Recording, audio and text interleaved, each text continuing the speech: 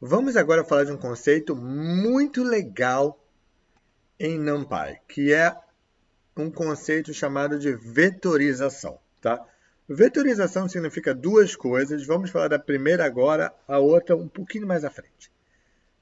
A ideia é o seguinte: se eu passo uma função a um array, essa função é aplicada a cada elemento desse array, tá?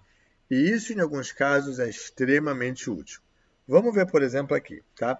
Vou criar uma função muito simples. Ela se chama quadrado e o que ela faz é, ela recebe o número x e eleva ele ao quadrado. Beleza? Então, excelente. Defini essa função. Vou criar agora duas coisas que parecem iguais, mas não são. Eu vou criar um array contendo os números de 1 a 5 e eu vou criar uma lista contendo os números de 1 a 5. Então, os dois são 1, 2, 3, 4, 5. Mas um está na forma de um array e o outro está na forma de uma lista. Beleza? Agora eu vou chegar e calcular o quadrado do array. Eu vou pegar o meu array com números de 1 a 5 e entregar para a função quadrado. Olha o que ela faz. Eu esqueci de definir o array. Desculpa. Agora sim, defini o array. Tá? Vou passar para a função quadrado. Passei. Repare o seguinte. O número 1 do array foi elevado ao quadrado, o 2 virou 4, o 3 virou 9, o 4 virou 16, o 5 virou 25. Ou seja, a função funcionou. Essa função quadrado, que esperava receber um número, quando ela recebeu um array, ela pegou cada elemento desse array, tá? E operou em cima dele. Então, quando viu que o array tinha o número 2, ela retornou um 4. Quando ela viu que o array tinha o número 3, ela retornou o número 9, tá?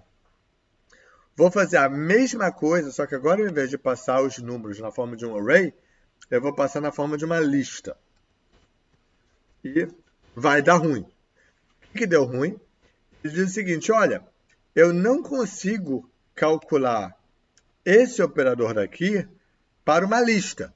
Ele está tentando elevar a lista ao quadrado, não os números que estão dentro da lista. Mas quando eu passo um array, ele não tenta elevar o array ao quadrado. Ele tenta elevar os elementos desse array ao quadrado. E os elementos do array são número, e número ele sabe elevar ao quadrado.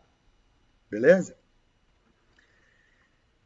Então, isso é uma questão muito legal e isso é muito útil. Isso torna muito simples você aplicar uma função a um vetor ou a uma matriz, porque eu simplesmente pego o vetor ou pego a matriz e passo para a função que eu quero.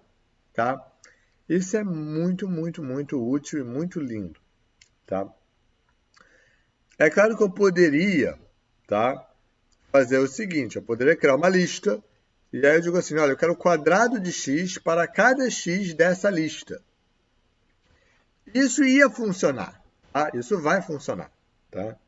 Mas, primeiro, repare que isso daí é uma sintaxe muito mais complicada do que simplesmente quadrado do array, do que simplesmente isso daqui. Ou seja, isso daqui, esse quadrado do array, é muito mais simples de se escrever e de se entender do que essa coisa daqui, toda complicada, né?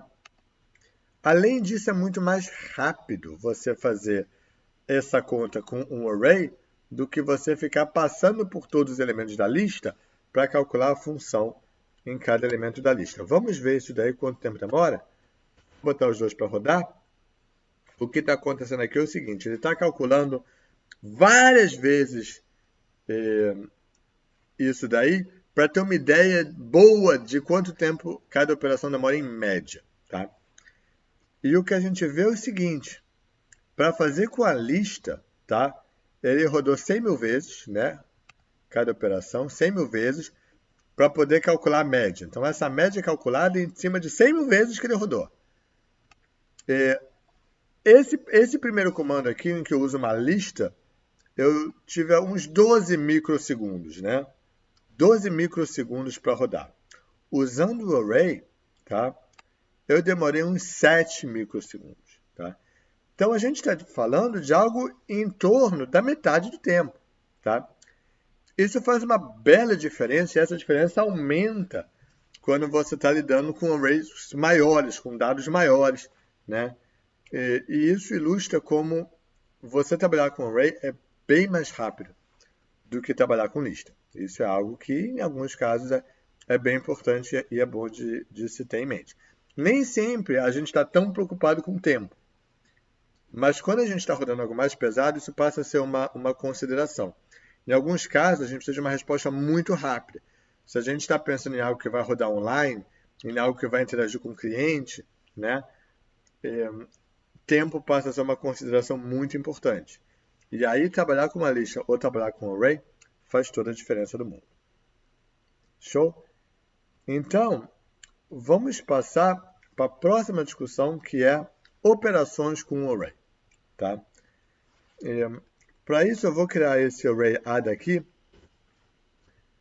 E ele é um array com 2 linhas e 6 colunas, né? Os números já 12. Enfim, vamos usar esse array daqui como exemplo. Tá?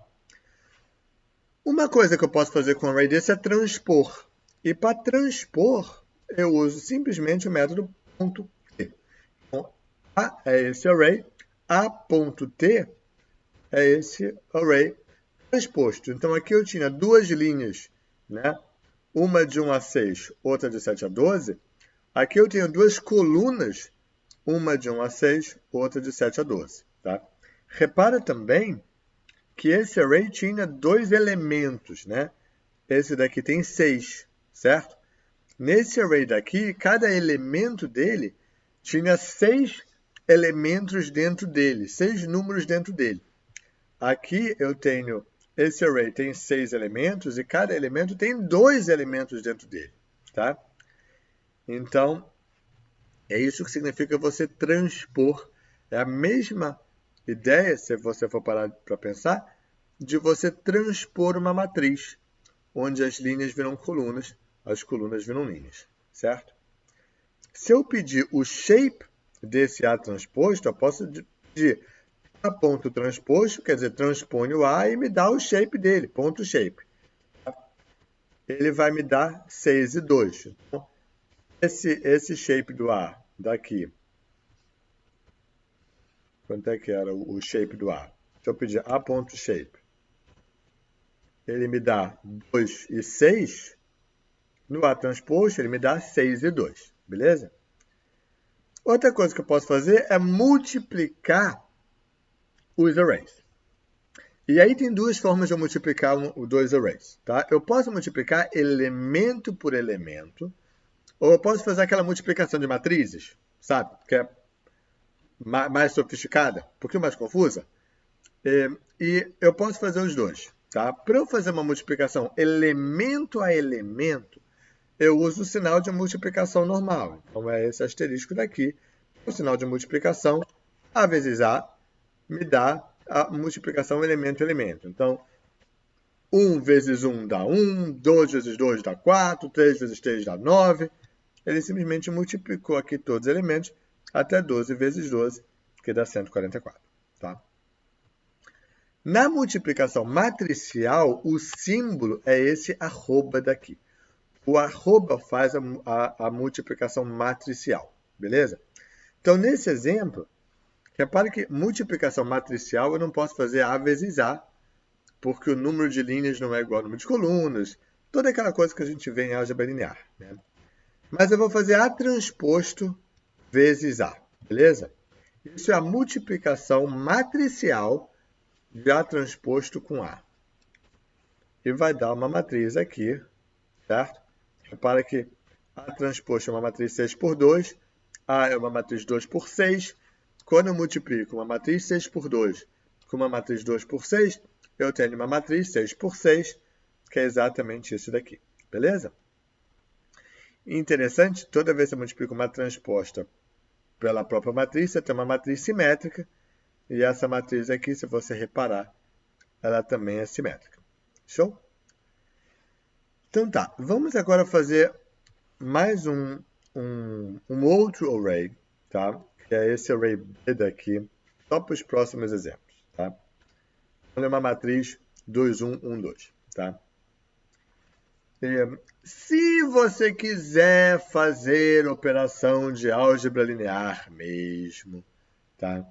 Existe um módulo do NumPy chamado Linalg, que traz funções de álgebra linear. Se chama Linalg por causa de Linear Algebra, álgebra linear, beleza?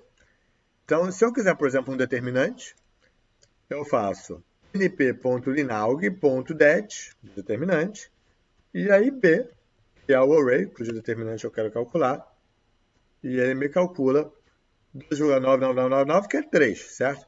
Se eu calcular o determinante aqui, 2 vezes 2 dá 4, menos 1 vezes 1, 4 menos 1 dá 3, que é esse 2,99999 que o NumPy me calculou. Show? O NumPy, repare o nome dele, Python numérico, certo? Ele faz cálculo numérico, certo? É na força bruta. Então, ele não está usando propriedades matemáticas para calcular esse determinante, tá? Ele está calculando isso a partir de uma área da matemática chamada computação numérica, tá? Ele me dá resultados que são aproximados, muito bem aproximados, tá? Mais aproximados. A gente vai falar um pouquinho mais disso depois, mas eu não vou entrar muito nessa área de computação numérica, porque isso é toda uma área da computação, toda uma área da matemática, e não é o que a gente está interessado aqui, não é tão relevante assim para o que a gente está discutindo. Bom, falando de determinante, outra coisa que eu posso querer calcular é o inverso de uma matriz. De novo, np.linalg.inv de B vai me calcular o inverso de B, certo? A matriz inversa. Se eu calcular isso daqui, me dá essa matriz aqui. E se eu quiser checar que é o inverso, salvei isso como uma matriz C. Se eu fizer a multiplicação vetorial, a multiplicação matricial entre B e a sua inversa, deveria ter identidade, certo? De fato, se eu rodar, é isso que eu tenho. Eu tenho aqui a matriz de identidade. Beleza? Para os fins de usuário de Data Science, tá? Essa parte de álgebra linear não é particularmente relevante. É legal você saber que existe, é legal você utilizar ela até para o teu próprio estudo de álgebra linear. Saber a álgebra linear é extremamente importante, mas do ponto de vista de um mero usuário dos pacotes de Data Science, é importante saber fazer operações com array e tal. Quando você precisar de alguma coisa mais álgebra linear mesmo, você vai ser capaz de procurar isso e entender sozinho, se você tiver uma boa base de álgebra linear. Ok? Então, vamos seguir para o nosso próximo vídeo, onde a gente vai discutir como é que eu aplico operações não ao array como um todo, mas ao longo dos eixos desse array. Beleza? Então, até lá.